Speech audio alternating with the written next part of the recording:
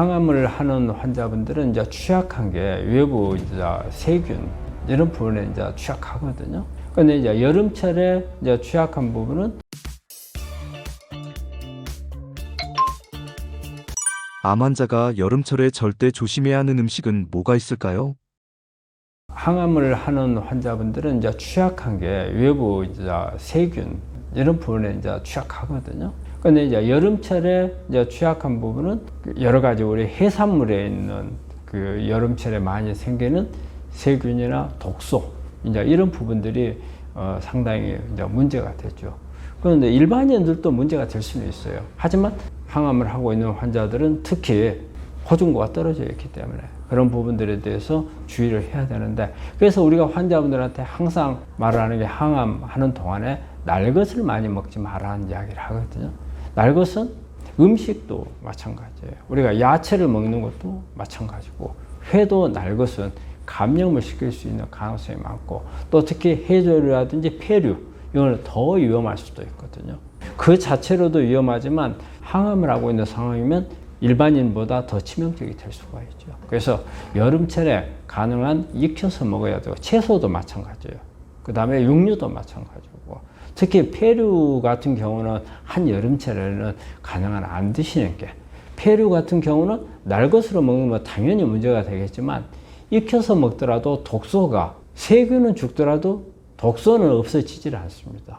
익혀도. 특히 폐류에 있는 독소들이 많이 그렇죠. 그렇기 때문에 여름철에는 가능한 폐류 종류는 안 먹는 게 좋을 겁니다. 그리고 다른 것들은 다 익혀서 먹는 게 좋고, 그럼 우리가 주스 같은 거, 스무디 같은 거 이런 경우는 우리가 먹는데, 이것도 익혀서 먹는 것도 좋은 방법입니다. 날것으로 그냥 즙을 짜가지고 먹는 것보다도 여름철에는 익히면은 오히려 익혔을 때 나오는 좋은 영양소들이 있거든요. 그런 부분들을 흡수한다고 생각을 하고 그렇게 드시는 게 도움이 되고, 또 우리 환자들, 항암을 하고 있는 환자들은 날것을 소화하기가 더 어렵습니다. 우리가 장 점막 손상 같은 게 많이 오고, 구내염 같은 게 오고, 그 다음에 위염 같은 게 증상이 오기 때문에 그런 부분들은 또 소화하거나 하는 데 있어서도 마찬가지로 익힌 게 훨씬 더 낫거든요.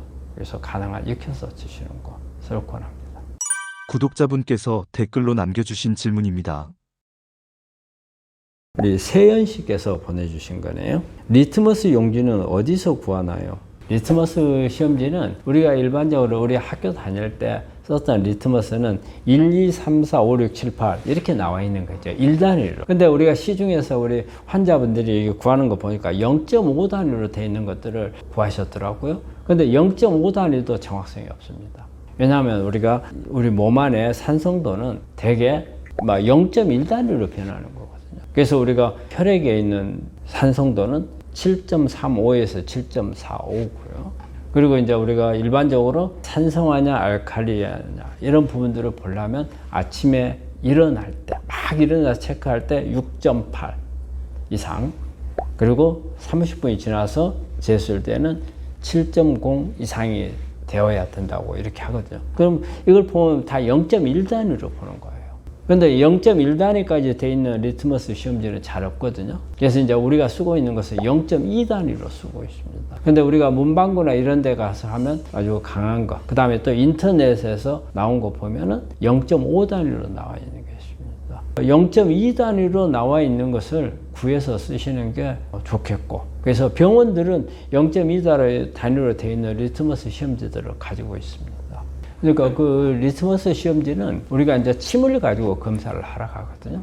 근데 이제 우리 환자분들이 와가지고 소변을 가지고 이제 검사를 하려고 하시는 분들도 있어요. 근데 침을 가지고 검사하는 거하고 소변을 가지고 검사하는 게 차이가 있어요. 그래서 우리가 이제 소변은 그날 내가 어떤 음식을 먹었느냐를 보기 가장 좋은 지표예요. 내 몸에서 폐하는 7.35에서 7.45로 항상 고정이 되어 있어요. 이게 깨지면은 이 사람은 문제가 되는 거예요. 그렇기 때문에 7.35에서 7.45 유지를 하기 위해서는 우리 몸의 음식을 통해서 들어오는 산성 물질들을 다 소변을 빼버려요. 그래서 소변을 봐가지고 폐하가 아주 많이 떨어져 있다. 예를 들어서 5도 이하로 간다. 내가 오늘 엄청난 산성 물질을 많이 먹었구나. 그런 생각을 해요. 한 번 정도 이게 소변도 검사해 볼 필요는 있어요. 그러면은 뭐냐면 내가 어떤 음식 습관을 가지고 있는가를 좀 알 수가 있어요.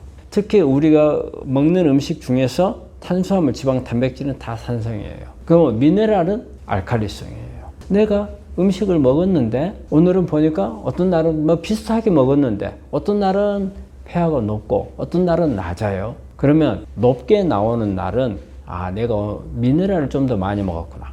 pH가 아주 낮게 나온다. 그러면 내가 오늘은 미네랄을 적게 먹었구나. 이런 부분들을 생각할 수가 있어요. 그래서 내가 음식을 조절하는 방법으로서 이게 소변 체크를 해보는 것은 도움이 돼요. 그런데 이제 우리가 중요한 것은 암 주변의 pH를 보기 위한 거예요. 암 주변의 산성도. 그거는 실제적으로 체크하기는 그게 쉽지는 않아요. 그런데 우리가 간접적으로 짐작할 수 있는 방법은 침이 간질액이거든요. 우리가 암덩어리가 있으면 주변, 이게 암덩어리 주변 간질액의 산성도거든요. 근데 이제 침은 완전하게 간질액이라고 볼 수는 없지만 그래도 약간 간질액 쪽에 가깝다고 볼 수 있어요. 그래서 이제 침을 가지고 우리가 이제 산성도 체크를 하거든요. 그래서 이때 만약에 막 일어나서 눈 뜨자마자 물도 마시지 말고 체크를 해가지고 6.7 이하로 나오면 내 몸이 약간 산성화되어 있다. 30분이 지나서 쟀을 때는 7.0 이하가 됐으면 내 몸이 산성화가 되어 있구나. 그렇게 생각하시면 됩니다. 저는 우리 환자분들한테 되게 일주일에 한 번씩 하라고 권하고 있어요. 뭐 매일매일 해도 상관은 없죠. 상관은 없는데 보통 이제 일주일 단위로 교정을 하면서 또 매일매일 하게 되면 스트레스 되게 받아요. 먹었는데 나는 알칼리라고 생각해서 뭘 먹었는데 pH가 교정이 안 돼 있어. 스스로 막 스트레스 받잖아요. 그렇기 때문에 저는 차라리 일주일에 한 번씩 받는 것을 권하고 있습니다. 주의사항은 침 묻혀가지고 바로 보면 돼요. 그런데 한 1분 이상 두고 있으면은 그 수치 달라져요. 그렇기 때문에 오랫동안 있는 것은 의미가 없어요. 구독자분께서 직접 남겨주신 질문입니다.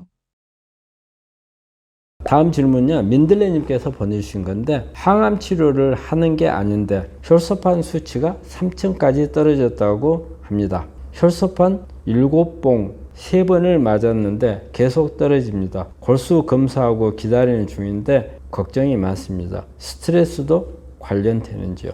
아마 이 부분은 스트레스하고 뭐 간접적으로는 좀 영향을 줄 수 있겠지만 직접적인 영향을 주는 부분은 아니고요. 그리고 항암을 하는 것도 아니네요. 근데 이런 경우에는 혈액에 어떤 질환이 있을 가능성이 있죠.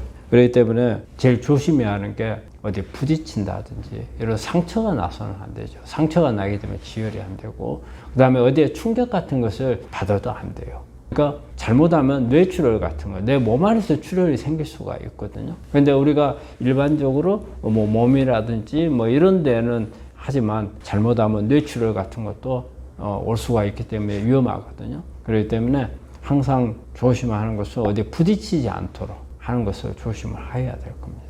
이제 골수 검사를 해가지고 혈소판이 생성이 안 되는 이유를 찾기 위한 거예요. 골수에서 문제가 있는 건지 아니면 혈액에서 문제가 있는 건지 그런 부분들을 보기 위한 거예요.